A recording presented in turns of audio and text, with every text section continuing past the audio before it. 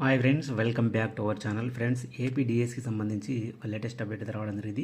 AP mega DSC అర్హత మార్కులతో ఇబ్బంది పడుతున్న అభ్యర్థులు. మెగా డిఎస్సికి దరఖాస్తు చేసేందుకు అభ్యర్థులు ఇబ్బంది పడుతున్నారు. నిర్దేశిత విద్యార్హతతో పాటు అన్ని సబ్జెక్టుల్లోనూ నిర్ణీత మార్కులుంటేనే ఆన్లైన్లో దరఖాస్తులు అయితే తీసుకుంటుంది. దీనిపై అభ్యర్థులు పలుమార్లు ఫిర్యాదు చేసిన సాంకేతిక లోపాలను సరిచేయడం లేదు. స్కూల్ అసిస్టెంట్, ఆంగ్లం, తెలుగు, ఇతర భాషా సబ్జెక్టుల వారికి డిగ్రీ లేదా పీజీ విద్యార్హత నిర్ణయించారు.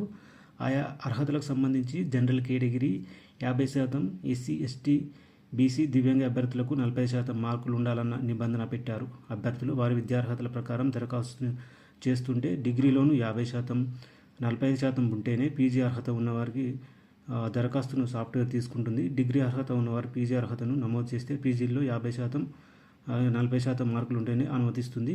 దీనిపై నోటిఫికేషన్ వెలువడిన నాటి నుంచి అభ్యర్థులు ఫిర్యాదులు చేస్తున్న స్పందన అయితే కరువైంది.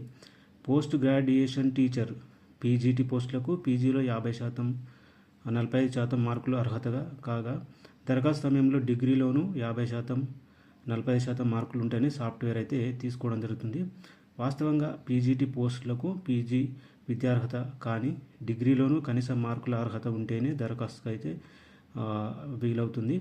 ఈ సమస్యను పలువురు అభ్యర్థులు సహాయ కేంద్రం ద్వారా పాఠశాల విద్యాశాఖ దృష్టికి తీసుకెళ్లారు.